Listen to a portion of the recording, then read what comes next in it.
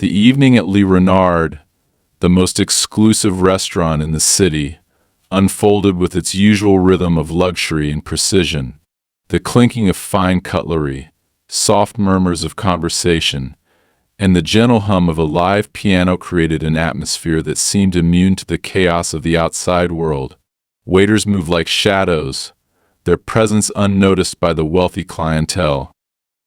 Anna, a 34-year-old waitress, navigated her way through this carefully choreographed performance, her movements precise and rehearsed after years of working in such a setting. Her days passed in monotonous repetition, early mornings, long shifts, and nights spent staring at her empty apartment walls. 5 years had passed since her husband, Maxim, had died in what the authorities had declared a tragic car accident. Anna had been left with nothing but memories and a hollow ache she carried everywhere. She had learned to bury her grief under the weight of routine, hiding her pain behind the polite smiles she offered patrons who never looked her in the eye. In places like this, people didn't acknowledge the staff. To them, servers like Anna were invisible, as much a part of the background as the crystal chandeliers or the delicate floral arrangements on the tables. Tonight was no different, or so she thought. She had been assigned to the private corner table that often drew high-profile guests, but this time, the man sitting there wasn't someone she recognized. His tailored suit, impeccably styled hair, and commanding presence immediately set him apart. There was something about him that demanded attention, even though he sat alone, glancing through his phone with a casual air of indifference. Anna approached the table, balancing a tray with the ease of someone who had done this 1,000 times. But when she set the glass of water down and looked at the man, her hand faltered slightly. His face was strikingly familiar. The sharp line of his jaw, the piercing blue of his eyes, and even the faint scar on his left hand, it was as if she were staring at Maxim. Her heart lurched, and she struggled to steady her breathing. The resemblance was uncanny, but it couldn't be him. She had seen the wreckage. She had attended the funeral. She had spent nights crying herself to sleep, clinging to the final memories of her husband. Maxim was dead. This man was someone else, a stranger. "Is everything all right?" The man's voice broke through her daze, smooth and commanding. He looked at her with a faint curiosity, his gaze lingering a moment longer than it should have. "Yes, sir," Anna replied, forcing herself to recover. "I'll bring the rest of your order shortly." She turned quickly, retreating to the safety of the kitchen. Her hands trembled as she leaned against the counter, trying to compose herself. It was impossible. There was no way it could be him. And yet, the way he had looked at her, the way he spoke, it all felt too familiar. Throughout the night, Anna couldn't shake her unease. Every time she passed his table, her eyes were drawn to him, searching for clues. He carried himself differently from Maxim, more confident, more polished, but the small details betrayed him. The way his fingers drummed lightly on the table, a nervous habit Maxim had when he was deep in thought. The way his lips curled into a faint, almost reluctant smile when he addressed the waiter. Even the way he adjusted his watch, tugging at the strap absent-mindedly. It was Maxim. It had to be. When Anna brought the bill to his table, she couldn't hold back any longer. "I'm sorry to intrude," she began hesitantly, her voice barely above a whisper. "But have we met before? You look familiar." The man looked up, his expression unreadable. For a moment there was something in his eyes, recognition, perhaps, or hesitation. Then he smiled politely, shaking his head. "I don't believe so," he said. "Perhaps I just have one of those faces." Anna nodded, though her doubts only deepened. As he rose to leave, he slipped a generous tip onto the table and glanced back at her. "Have a good night, Anna," he said softly, his voice carrying an unmistakable weight. Her name lingered in the air like an unspoken secret. After he left, Anna stood frozen, her heart pounding. How did he know her name? It wasn't printed on her uniform, and she hadn't introduced herself. A dozen questions raced through her mind, each one more unsettling than the last. She tried to dismiss it as a coincidence, but something about the way he had looked at her intently, as if he were searching for something, refused to let her rest. Back in the staff lounge, Anna pulled out her phone and searched for the name on his reservation, Igor Klimov. The results were immediate and overwhelming. Klimov was a tech entrepreneur, the CEO of a cybersecurity empire that had exploded onto the scene 5 years ago. His company was valued in the billions, with contracts spanning multiple industries and governments. There were few public photos of him, and even fewer interviews. He was a man who valued his privacy, but the glimpses Anna found only confirmed her fears. In one photo, his profile was turned slightly, revealing the faint scar on his jawline, an exact match to the one Maxim had gotten during a hiking trip years ago. Anna's breath caught in her throat as she stared at the screen. 5 years ago, Klimov had appeared out of nowhere, building his empire from the ground up. 5 years ago, Maxim had died. The timeline aligned too perfectly to be a coincidence. The man at the table wasn't just a stranger with a familiar face. He was her husband or someone who had stolen his identity. The weight of the realization pressed down on her, leaving her struggling to breathe. If Maxim was alive, why had he let her believe he was dead? Why had he abandoned her, leaving her to pick up the pieces of a life shattered by his loss? And if he wasn't Maxim, then who was he, and why did he look so much like her husband? That night, sleep didn't come easily. Anna lay awake, her mind spinning with possibilities. She replayed every detail of their interaction, searching for answers in his words, his movements, his expressions. She couldn't let it go. Something inside her, a mix of hope and fear, demanded the truth. The next morning, Anna called in a favor from an old friend, a journalist with a knack for uncovering hidden stories. "I need everything you can find on Igor Klimov," she said, her voice trembling. "Anything at all." Her friend hesitated. "Anna, are you sure you want to dig into this? People like him don't rise to power without leaving a trail of secrets. You might not like what you find." "I have to," Anna replied firmly. "I need to know." As she hung up the phone, a sense of determination settled over her. She didn't know what she would uncover, but one thing was clear: her life would never be the same again. The next few days blurred into a haze of anxiety and restless obsession. Anna's routine at Le Renard became mechanical, her thoughts consumed by the mystery of Igor Klimov. She replayed their encounter endlessly in her mind, the way he looked at her, the subtle, almost imperceptible hesitation in his voice when he spoke her name. Something about him struck at the very core of her grief and suspicions, unraveling the fragile life she had built after Maxim's death. She tried to rationalize it.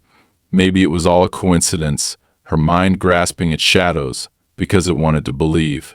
But deep down, Anna knew. Coincidences weren't this precise. On her day off, her journalist friend called back with a tone of caution in his voice. "I dug into Igor Klimov, like you asked," he began. "He's interesting, to say the least. Everything about him screams clean success, no scandals, no controversies. But here's the weird part: before 2018, it's like he didn't exist. There's no paper trail, no records of his early life, no past employment. It's as if he just appeared out of thin air and became a billionaire overnight." Anna's stomach dropped. What about personal details? Family? Friends? Anything? "Not much," he admitted. "No known family, no close associates outside of business. He keeps a tight circle, and even that circle seems more professional than personal." But he paused, his voice lowering slightly. "There is one thing that caught my attention. 5 years ago, around the time Klimov emerged, a series of offshore bank accounts were opened under shell companies. These accounts received significant transfers, millions of dollars, all linked to payouts from a high-profile insurance company. I couldn't get access to the full details, but it's the kind of financial activity you see when someone's trying to cover their tracks. Anna's heart raced. Insurance? Do you know what kind of insurance? Life insurance, he replied, his voice grim. And here's the kicker. Those accounts were opened shortly after Maxim's death. The timing lines up too perfectly to ignore. The words hit Anna like a freight train. Life insurance. Maxim had taken out a substantial policy years before his death, something they had both agreed to when he started his work in a high-risk industry. After his accident, the payout was supposed to secure her future, but she had never seen a dime. The company claimed there had been complications with the claim, but Anna hadn't had the strength to fight it at the time. Now it seemed clear why. Someone, maybe Maxim, maybe Igor, had intercepted the money. Anna, I need to warn you, her friend continued, breaking through her thoughts. If Klimov is who you think he is, he didn't just fake his death for fun.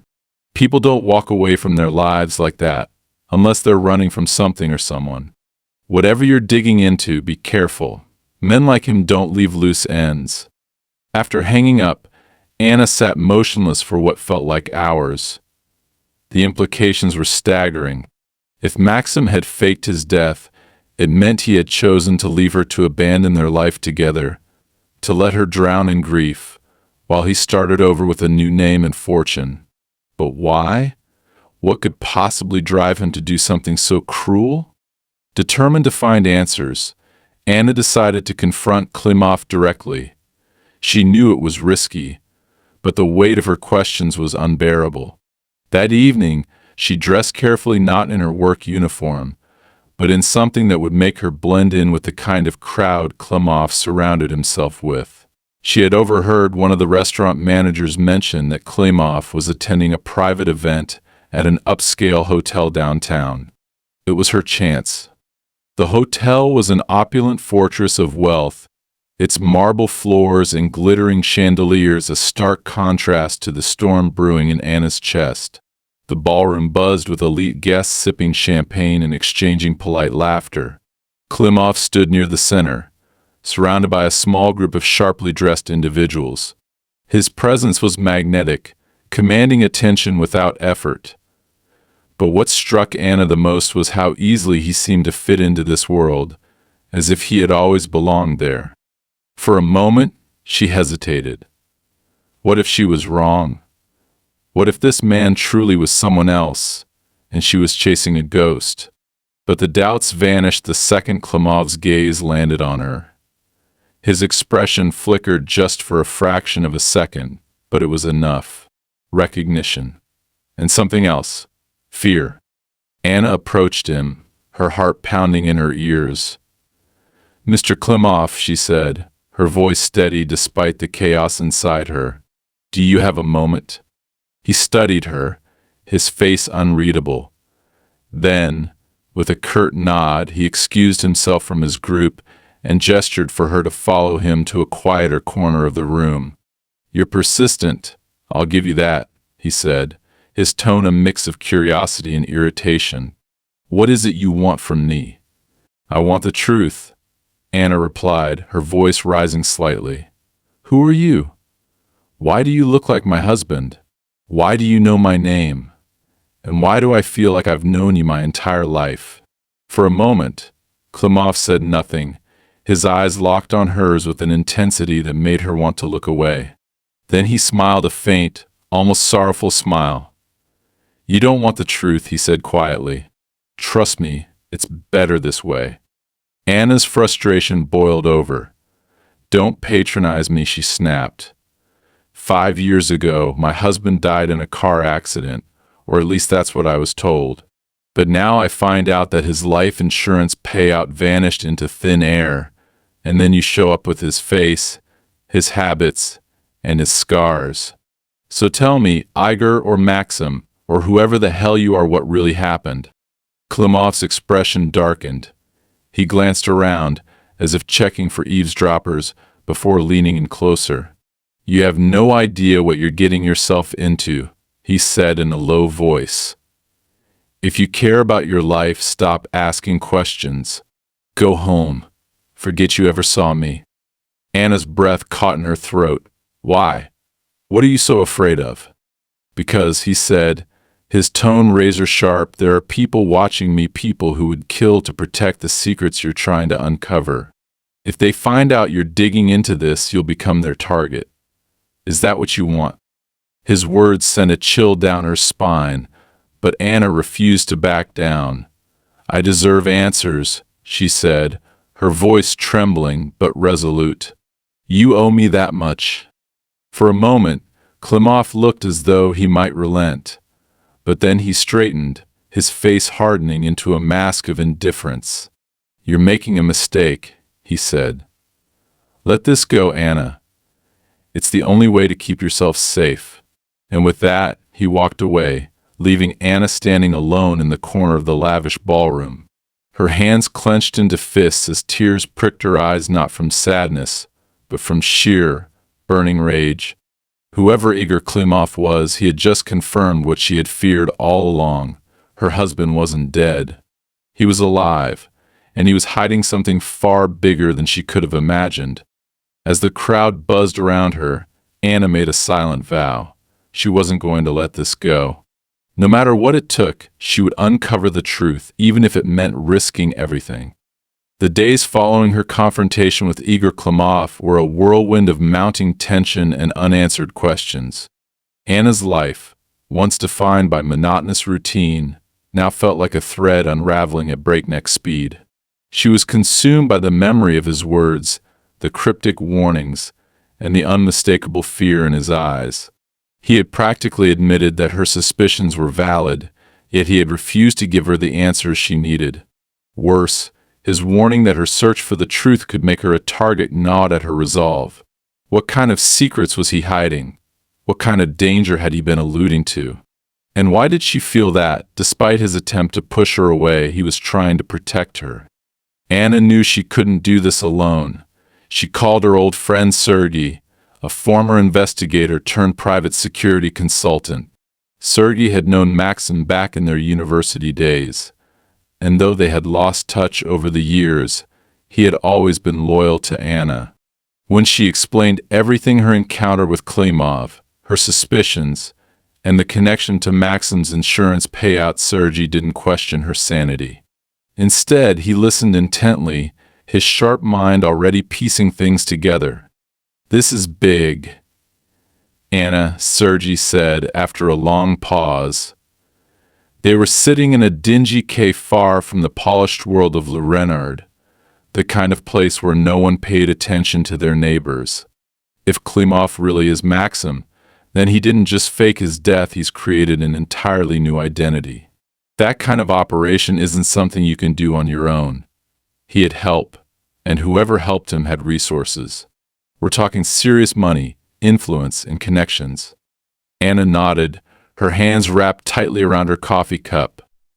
Then why? Why would he do this? Maxim wasn't some criminal or spy. He was an engineer, a normal guy with a normal life. "Maybe he wasn't as normal as you thought," Sergei replied gently. "Or maybe he got caught up in something that forced his hand. Either way, if we want answers, we'll need to dig deeper. But I'm warning you, Anna, if Klimov was telling the truth about the danger, this could get messy." "Are you sure you're ready for that?" Anna's answer was immediate. "I've already lost everything once. I won't stop now." With Sergei's help, Anna began piecing together a timeline of events. They combed through old records, news articles, and online databases, building a clearer picture of Maxim's life in the months leading up to his supposed death. Sergei's contacts in law enforcement provided some additional insights, though the information was limited. What they uncovered was troubling. Shortly before the accident, Maxim had been working on a classified project for a private tech firm with ties to government contracts. The project, codenamed Aegis, appeared to involve advanced cybersecurity algorithms, but the details were vague. Then, 2 weeks before the accident, Maxim had abruptly resigned from his position, citing personal reasons. "That's a red flag," Sergey said, tapping the document they had printed. "People don't just walk away from jobs like that. Either he knew something he wasn't supposed to, or someone forced him out." Anna stared at the paper, her heart sinking. What could he have known?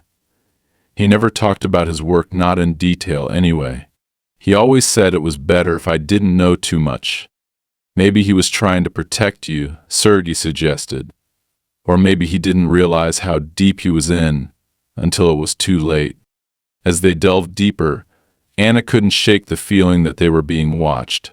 She started noticing small, unsettling details: strange cars parked near her apartment, unfamiliar faces lingering near the restaurant where she worked. One evening, as she was walking home, she spotted a man in a dark coat following her. When she stopped and turned to confront him, he vanished into the crowd. Sergey dismissed her concerns as paranoia at first, but after finding a tracking device attached to his car, he quickly changed his tune. "They know we're looking," he said grimly, "and they don't like it." The discovery of the tracker marked a turning point. Sergey decided to take a more cautious approach, using burner phones and encrypted communication to avoid detection. Meanwhile, Anna threw herself deeper into her work, both as a distraction and as a cover. She needed to appear as if her life was unchanged, even as she and Sergey dug further into the shadowy web surrounding Klimov. Their breakthrough came unexpectedly.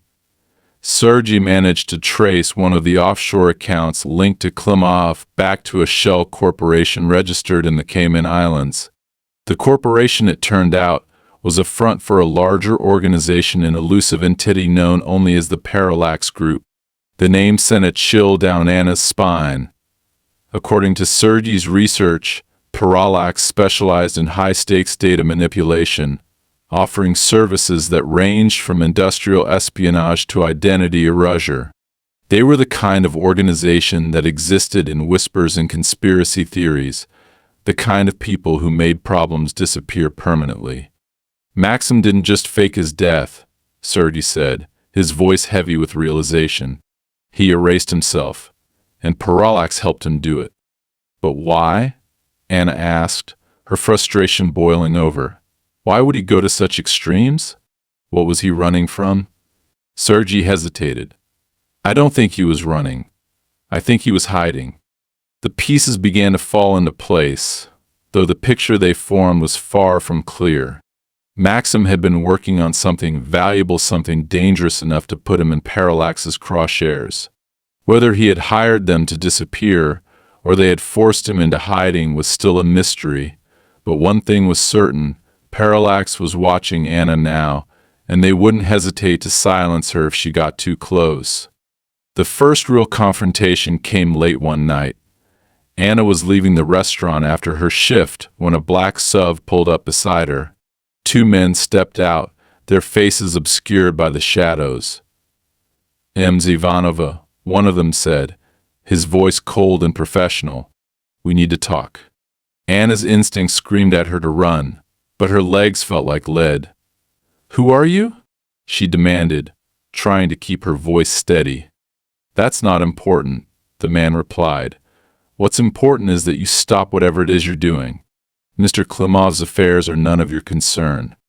"Maxim's affairs, you mean?" Anna shot back, her anger overpowering her fear. "What are you hiding? What did you do to him?" The man's expression darkened. "This is your final warning, Ms. Ivanova. Walk away. You don't want to make us your enemy." Before she could respond, the men climbed back into the SUV and drove off, leaving Anna shaken but more determined than ever. She relayed the encounter to Sergey, who was visibly alarmed. "This isn't a game, Anna," he said. "If they're confronting you directly, it means they see you as a threat. We need to be smart about this.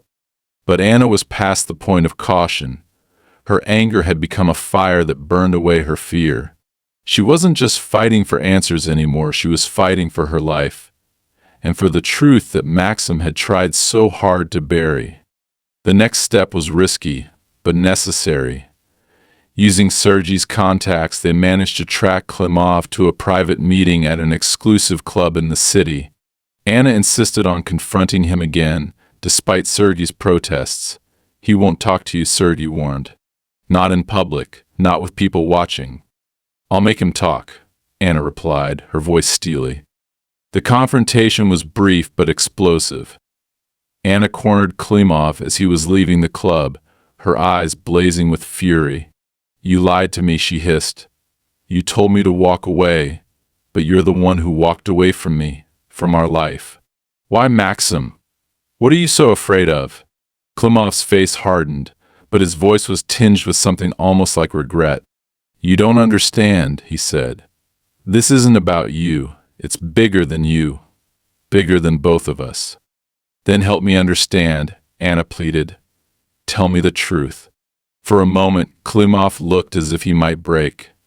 But then his expression closed off, and he stepped back. "Go home, Anna," he said quietly. "You're playing with fire."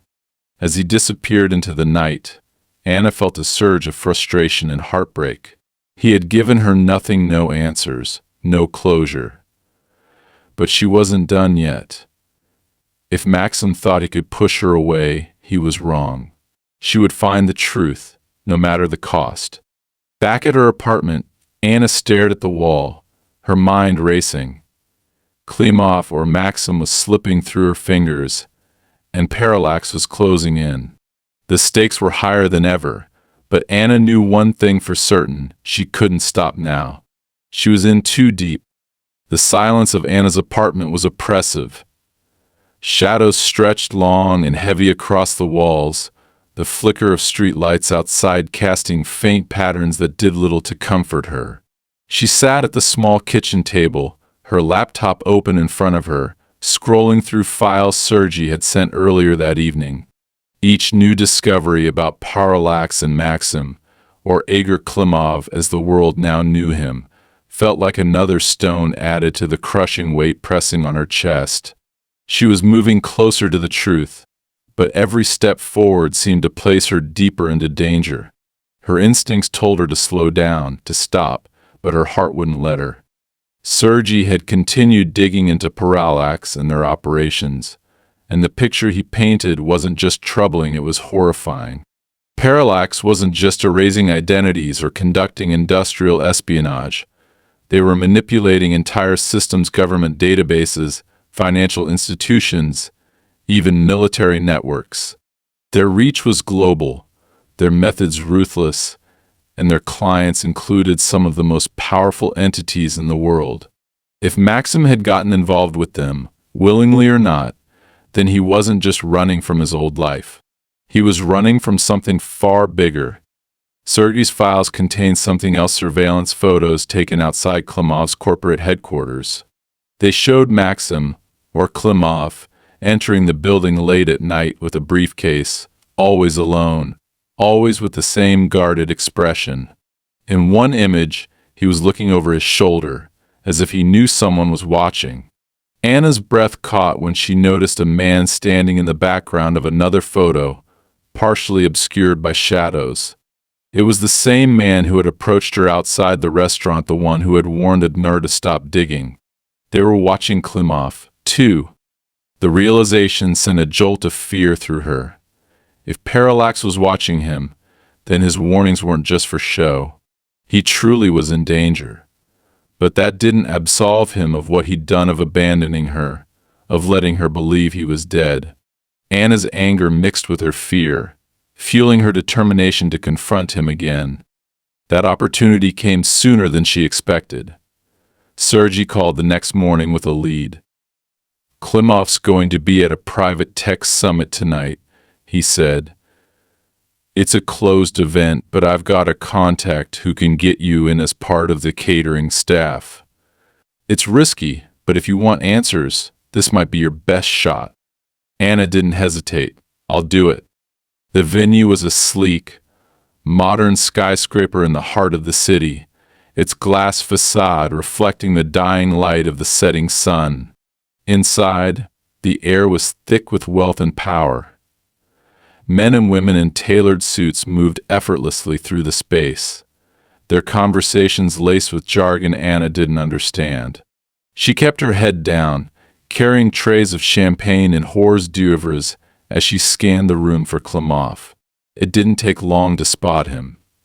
He stood near the bar, speaking with a small group of executives. His posture was relaxed, but Anna could see the tension in his shoulders, the careful way he monitored his surroundings. Anna waited for the right moment, her heart pounding in her chest. When Klimov stepped away from the group to take a call, she followed him, slipping through the crowd as quietly as possible. He moved toward a side hallway, his phone pressed to his ear, his expression unreadable. Anna hesitated for only a moment before stepping into his path. "Maxim," she said, her voice firm. Klimov froze, his hand tightening around his phone. For a moment he said nothing, his eyes locking onto hers with an intensity that made her breath catch. Then he ended the call and slipped the phone into his pocket. "Anna," he said quietly, "you shouldn't be here." "Neither should you," she shot back. "You told me to stop digging, but I didn't. And now I know who you're working with. Parallax, what did they do to you? What are you running from?" Klimov's expression darkened. "This isn't a conversation we can have here," he said, his voice low. "You have no idea what you're getting into." "Then tell me," Anna pressed. "Help me understand." For a moment, it seemed like he might refuse. Then he glanced around the hallway, his gaze flicking to the security cameras mounted on the ceiling. "Fine," he said. "Follow me." He led her through a series of back corridors, away from the crowded main floor of the summit. They entered a small service elevator, and Klimov pressed a code into the keypad before the doors slid shut. The silence between them was heavy, charged with unspoken tension. Anna's mind raced with questions, but she bit them back, waiting for him to speak first. The elevator opened into a private lounge, far removed from the rest of the building.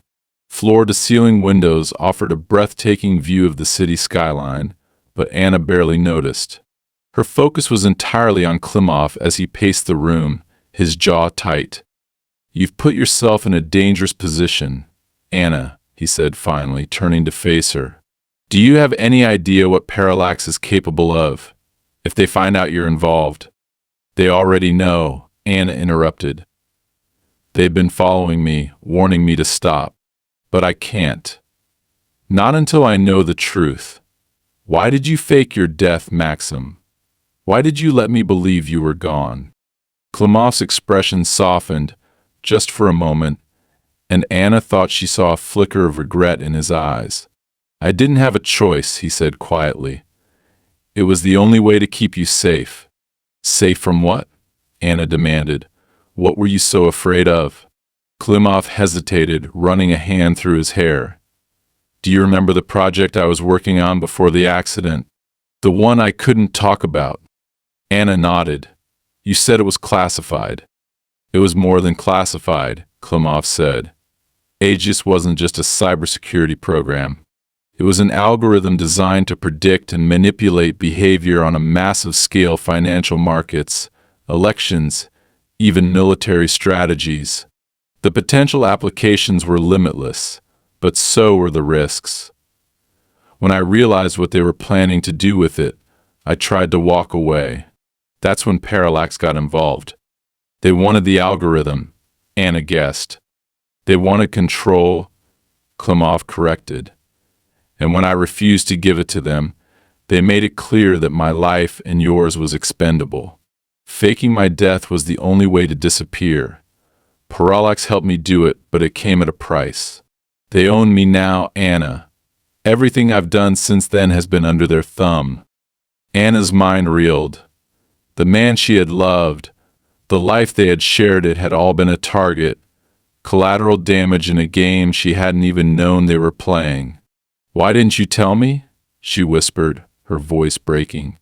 "Why didn't you let me decide for myself?"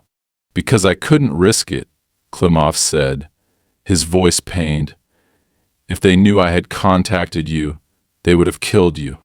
They still might, if they think you're a threat." Anna took a shaky breath, trying to process everything. "So what now?" she asked. "Or are you just going to keep running? Keep letting them control you?" "I don't have a choice," Klimov said. "They're too powerful. You've seen what they can do." Anna's jaw tightened. "Then fight back." Klimov shook his head. "It's not that simple."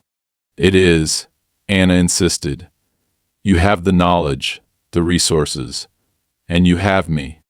Klimov stared at her, his expression conflicted. "You don't understand what you're asking, Anna. If I go against Parallax, it won't just be my life on the line, it'll be yours, too."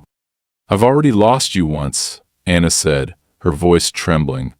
"I'm not losing you again." For a long moment they stood in silence, the weight of their shared history and uncertain future hanging between them. Then Klimov nodded, his resolve hardening. "All right," he said. "If we're going to do this, we do it my way. No more risks, no more impulsive moves. Parallax doesn't make mistakes, and they don't give second chances. If we're going to take them down, we need to be smarter than they are."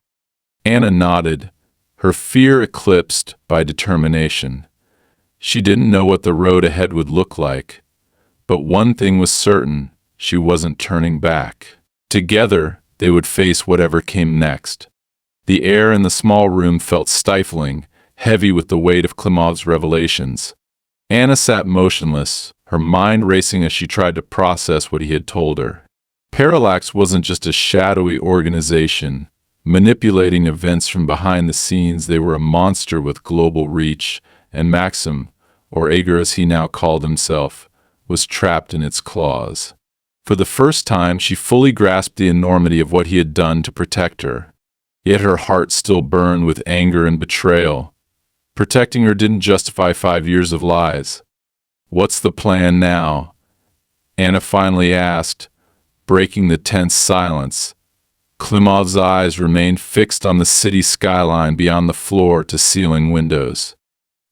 He looked every bit the powerful businessman he had become, but she could see the weariness in his posture, the cracks in his carefully constructed facade.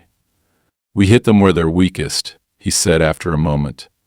"Parallax is powerful, but they aren't invincible. They have vulnerabilities, blind spots. We expose those, and we dismantle their operation piece by piece."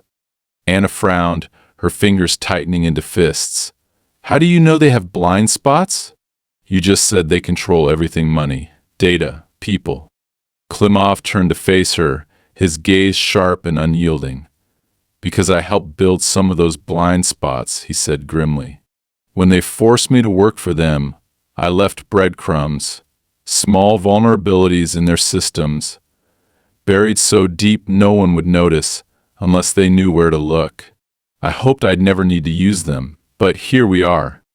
Anna's heart raced. It was the first glimmer of hope she'd felt since this nightmare began. "What do we need to do?" "It won't be easy," Klimov warned. "Parallax has eyes everywhere. If they even suspect we're coming for them, they'll retaliate. We'll need to move quickly and quietly, and we'll need help."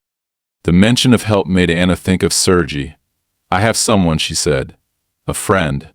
He's ex-law enforcement, and he's been helping me with the investigation. We can trust him." Klimov's jaw tightened, his expression unreadable. "No one can be fully trusted in this, Anna. Not even your friend. But if he's as good as you say, we'll need him." That night, Anna introduced Sergei to Klimov in a secluded safe house Sergei had arranged. The tension between the two men was palpable. Sergei's distrust of Klimov was evident, while Klimov's guarded demeanor hinted at years of paranoia and self-preservation. "This is your Maxim?" Sergei asked skeptically after Anna explained the situation. "The same guy who vanished and let you think he was dead?" "I did it to protect her," Klimov replied flatly. Sergei snorted. Protect her? You left her with nothing. Some protection. That's enough, Anna interjected, her voice firm. We don't have time for this. Sergei Maxim has a plan to take down Parallax, but we need your help. Can you put your feelings aside long enough to make that happen? Sergei sighed, running a hand through his hair. Fine. What's the plan? Klimov stepped forward, pulling a tablet from his briefcase. He brought up a series of encrypted files, displaying a complex web of connections between shell companies, offshore accounts, and key figures within Parallax. This, he began, gesturing to the screen, is their financial network. It's how they fund their operations, bribe officials, and launder money. It's their lifeblood. If we can disrupt it, we can cripple them. Sergei studied the diagram, his frown deepening. Disrupting a network like this isn't simple. You'd need access to their mainframe, or at least a backdoor into their systems. I built one, Klimov said. Years ago, when they first brought me in. It's dormant now, but it's still there. If I can reactivate it, I can siphon their data and expose everything: their clients, their operatives, their transactions. And you think they won't notice? Sergei asked. They will, Klimov admitted, but not until it's too late. That's where you come in. I'll need a distraction to keep them occupied while I access the system. Sergei crossed his arms. What kind of distraction? A big one, Klimov said. The plan began to take shape over the next few days. Klimov revealed that Parallax's main data server was housed in a heavily guarded facility outside the city, disguised as a legitimate tech company. Accessing it would require bypassing multiple layers of security, both physical and digital. Sergei and Anna would create a diversion to draw attention away from the facility, while Klimov infiltrated the server room and activated the back door. The diversion involved a fake cyber attack on one of Parallax's shell companies, orchestrated by Sergei using a combination of dummy servers and planted malware. The goal was to make it appear as though an outside group had targeted Parallax, forcing their operatives to scramble and leaving the data facility vulnerable. On the night of the operation, Anna felt a mix of fear and determination coursing through her veins. She had never imagined herself involved in something so dangerous, but she refused to back down now. As they prepared to set their plan into motion, Klimov pulled her aside. You don't have to do this, he said quietly. Yes, I do, Anna replied. I'm in this now, Maxim. All the way. He nodded, his expression softening. Thank you for trusting me, even after everything. Anna didn't respond, but the look in her eyes said enough. The operation began smoothly. Sergei initiated the fake cyber attack, flooding Parallax's network with false data breaches and triggering alarms across their system. As expected, their operatives scrambled to contain the threat, pulling resources away from the data facility. Meanwhile, Klimov and Anna made their way to the facility under the cover of darkness. Klimov had memorized the security protocols and used a stolen access card to bypass the outer gate. Inside, the building was eerily quiet, the sterile halls lit by dim overhead lights.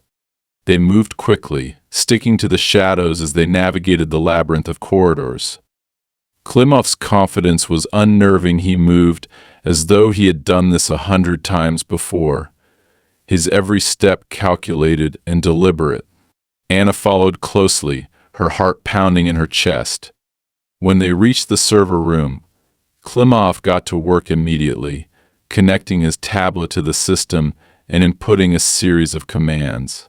The room was filled with the soft hum of machinery and the rapid tapping of Klimov's fingers on the screen. Almost there, he muttered. Anna kept watch at the door, her nerves on edge. Every shadow seemed to move, every distant sound felt like a threat.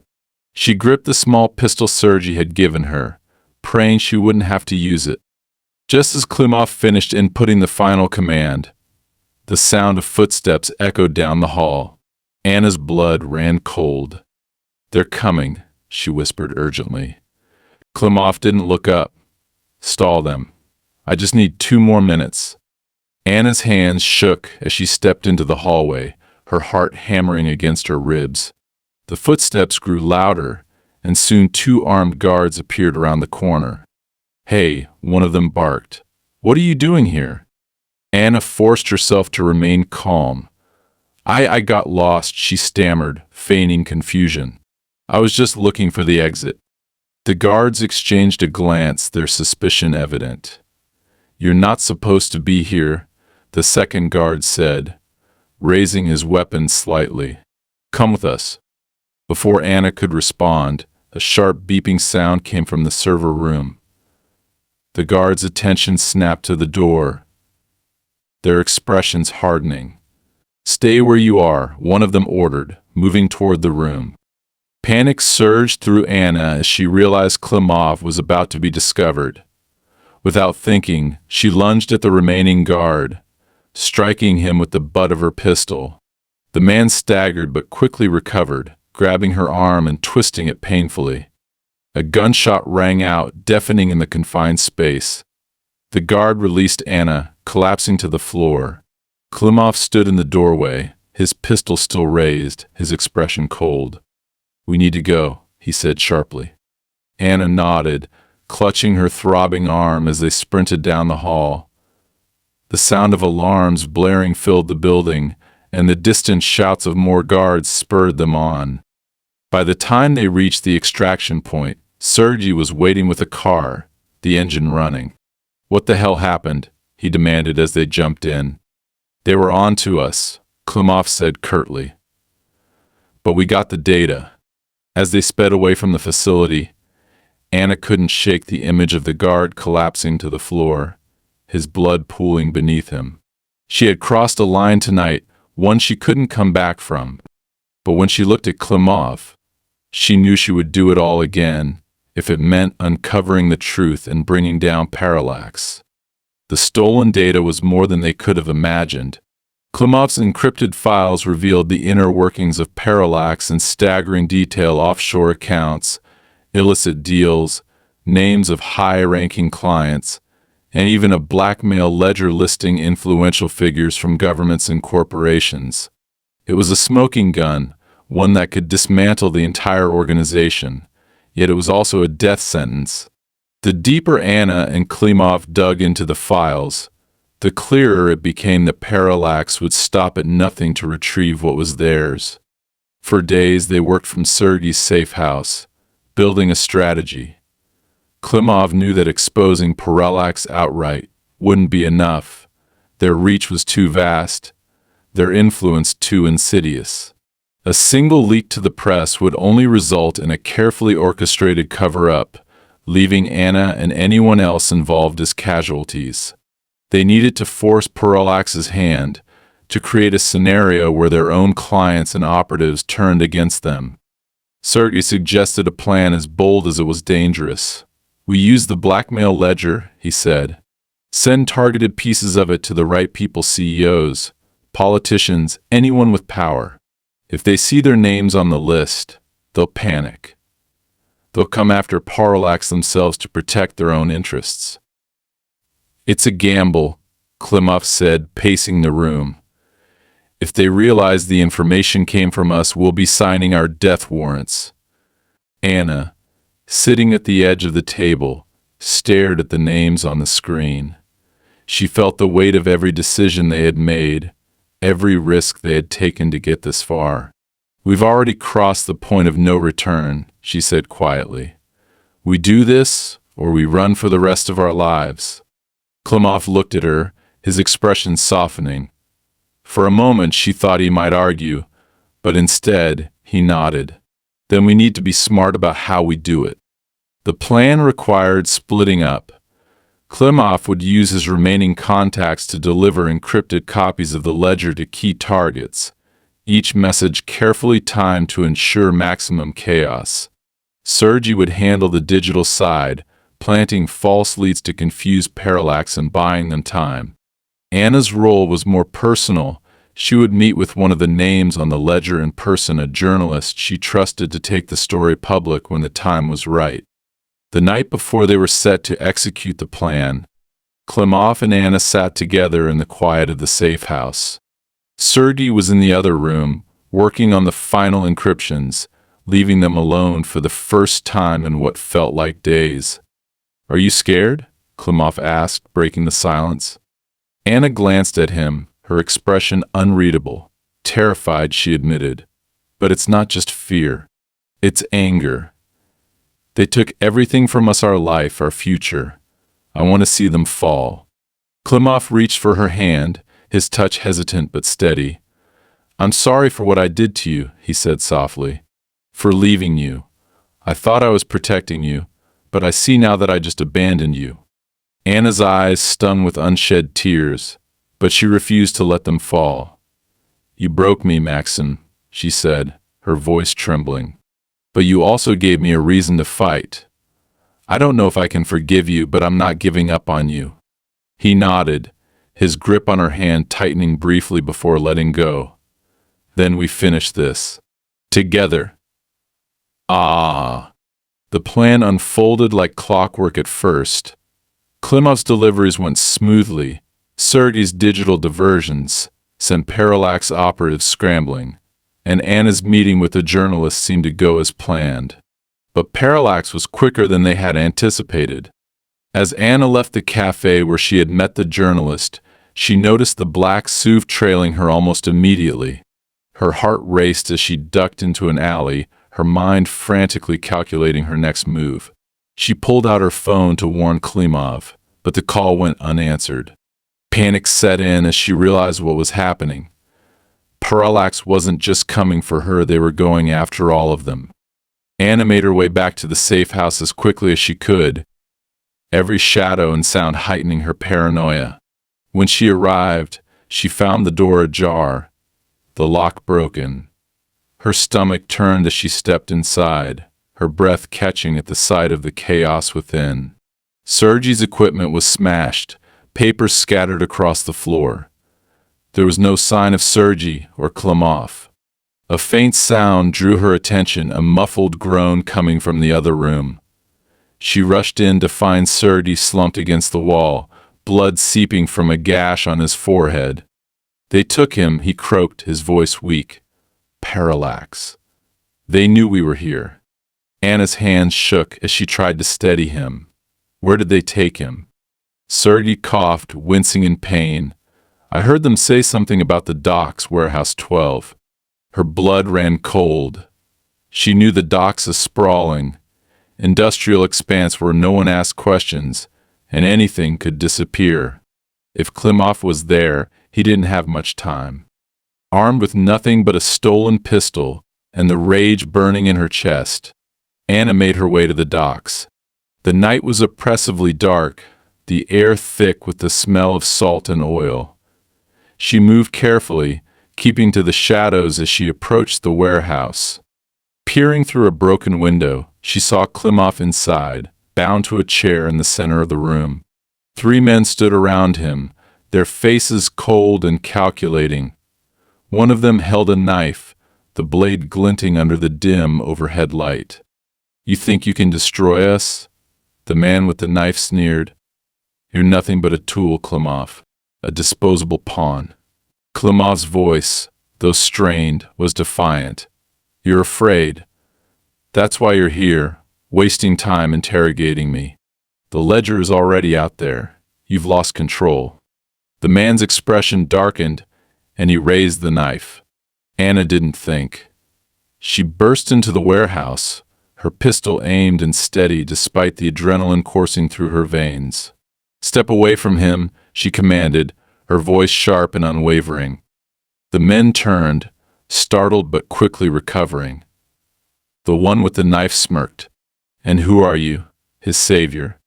Anna fired a warning shot into the air, the sound echoing through the warehouse.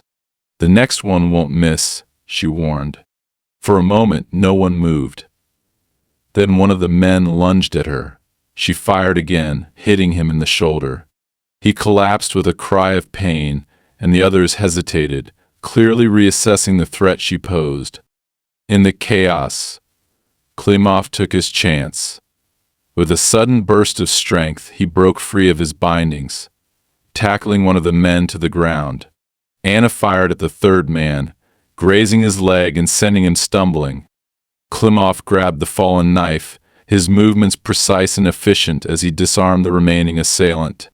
Within moments, the room was still, the three men incapacitated. Anna's hands trembled as she lowered the pistol, her eyes locking with Klimov's. "Are you okay?" she asked, her voice hoarse. He nodded, his expression a mixture of relief and admiration.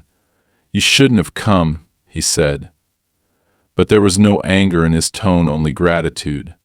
Anna managed a shaky smile. "You didn't think I'd let them have the last word, did you?" They didn't have time to dwell on their victory. The sound of approaching sirens told them reinforcements were on the way. Klimov grabbed a nearby USB drive containing what remained of the data he had stolen and led Anna out through a back exit. As they disappeared into the night, Anna felt a strange sense of clarity. The fight wasn't over, but they had dealt a critical blow to Parallax. For the first time, she truly believed they could win. "We have to keep moving," Klimov said as they reached the car Sergei had stashed nearby. "This is just the beginning." Anna nodded, determination hardening her features. "Then let's finish what we started." Together they sped off into the darkness. The faint glow of the city lights behind them a reminder of everything they were fighting to protect. The sun was just beginning to rise as Anna and Klimov drove out of the industrial district, their faces illuminated by the faint, golden light creeping over the horizon. The events of the night still lingered in the air, heavy and oppressive, but neither of them spoke. Their silence wasn't born of fear or uncertainty, but of exhaustion, physical, emotional, and spiritual. They had survived another close call, but they both knew it wasn't over. After an hour of driving, they pulled into a remote safe house Sergei had set up months before.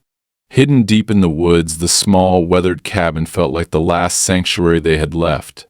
Sergei, still recovering from the attack at the previous safe house, met them at the door. His forehead was bandaged, his movements slow but determined. "You made it," he said, his voice rough or relieved. "I wasn't sure I'd see you again." "Neither were we," Klimov replied, helping Anna inside, "but we got what we needed." Sergei gestured to the table, where his laptop and other equipment were set up. "Show me." Klimov plugged the USB drive into Sergei's computer, and the screen filled with encrypted files. It was all their names, transactions, secret communications. The final piece of evidence that could bring Parallax to its knees. Sergei whistled low, his eyes scanning the data. "This is enough to dismantle them. Once this goes public, Parallax is done." "Not yet," Klimov said, shaking his head. "If we release this too soon, they'll have time to cover their tracks. We need to time it perfectly, hit them when they least expect it." Anna sat down heavily on a worn-out chair, her body aching from the night's ordeal. "How do we do that? Parallax isn't going to just sit back and wait for us to take them down." Sergei leaned back, his expression grim. "You're right. They'll come after us harder than ever now. We've forced their hand, and desperate people are dangerous." Klimov's jaw tightened. "We have to stay ahead of them. No more hiding, no more running. We take the fight to them." The next few days were a blur of preparation. Klimov and Sergei worked tirelessly to finalize their plan, mapping out every possible contingency. Anna, despite her exhaustion, refused to sit idle. She took on the task of reaching out to key journalists and activists, carefully building a network of people who could help amplify the story when the time came. The final plan was bold and ruthless. Klimov would use Parallax's own systems to leak the data in waves, ensuring that each piece of information struck at a different part of their operation. The first wave would target their financial networks, freezing assets and exposing shell companies.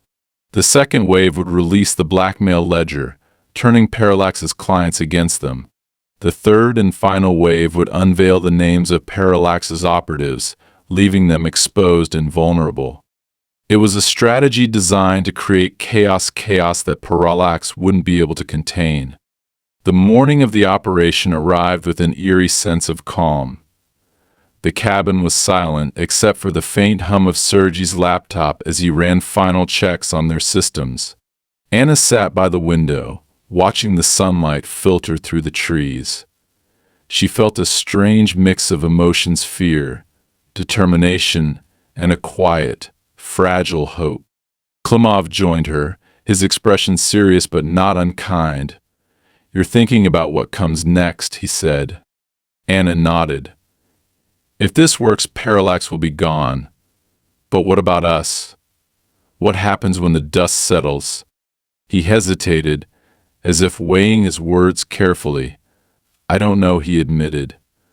"I spent so long running, I don't know what life looks like without that.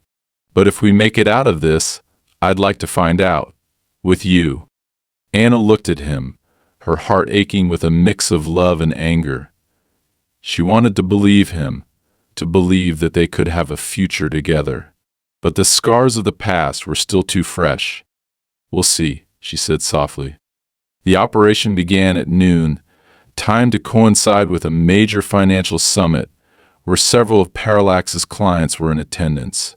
Sergei launched the first wave from the cabin, sending shockwaves through the financial world as billions of dollars in assets were frozen or seized. The media quickly picked up on the story, headlines blaring about a massive cyber attack targeting high-profile corporations and banks. As expected, Parallax's operatives scrambled to respond. Their network buzzed with activity, their attention fully diverted from the second wave, which hit them an hour later. The blackmail ledger was released in carefully timed intervals, each new revelation adding fuel to the fire. CEOs, politicians, and other powerful figures found themselves exposed, their secrets laid bare for the world to see. By the time the third wave began, the chaos was unstoppable. Parallax's operatives were named publicly, their identities broadcast across news outlets and social media.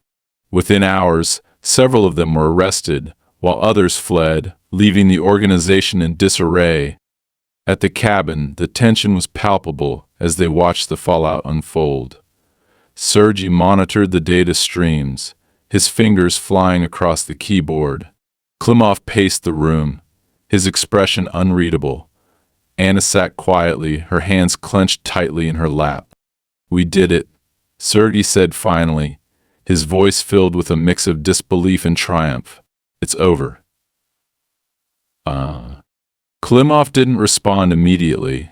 He moved to the window, staring out at the trees as if searching for something he couldn't name.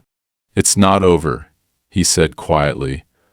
"Parallax is bigger than this. We've taken down their infrastructure, but the people behind it, they'll rebuild." Anna stood and joined him at the window. "Then we'll be ready," she said. Klimov turned to her, his eyes filled with something she hadn't seen in years: hope. "Maybe we will," he said. In the days that followed, the world was rocked by the revelations about Parallax. Governments launched investigations, clients distanced themselves, and the organization's remaining operatives went into hiding. For Anna, the victory felt both monumental and hollow. They had won the battle, but the war wasn't truly over. Klimov stayed with her at the cabin, helping Sergei tie up loose ends. But as the weeks passed, it became clear that their paths were diverging. Klimov was restless, his mind already turning to the next fight. "I need to finish this," he told Anna one evening, his voice heavy with resolve. "There are still pieces of Parallax out there, still people who need to be stopped. I can't walk away now." Anna nodded, her heart breaking even as she understood. "I know," she said. "But I can't follow you this time, Maxim. I've fought too long to reclaim my life, and I won't lose it again." He looked at her, his expression filled with both gratitude and sorrow. "You've always been stronger than me," he said softly. They parted the next morning, their goodbye quiet but filled with unspoken emotion. As Klimov disappeared into the woods, Anna felt a strange sense of peace. She didn't know if she would ever see him again, but she knew she had done what she set out to do. Months later, Anna sat in a small cafe, reading a newspaper article about the ongoing fallout from the Parallax scandal. Her name wasn't mentioned just as they had planned, but she felt a quiet pride knowing the role she had played in bringing the truth to light. As she finished her coffee, a man approached her table. He was young, dressed in a simple suit, with an envelope in his hand. "Ms. Ivanova?" he asked. Anna nodded cautiously. "This is for you," he said, placing the envelope on the table before walking away. Inside was a single piece of paper with 2 words scrawled across it: "Thank you." Below it was an address and a set of GPS coordinates. Anna stared at the note, her heart pounding. She didn't know what it meant or where it would lead, but she knew one thing for certain: her story wasn't over yet. The cafe door chimed as Anna stepped outside, the wind carrying away the remnants of her old life. Somewhere in the distance, a new chapter awaited, and for the first time in years she was ready to face it.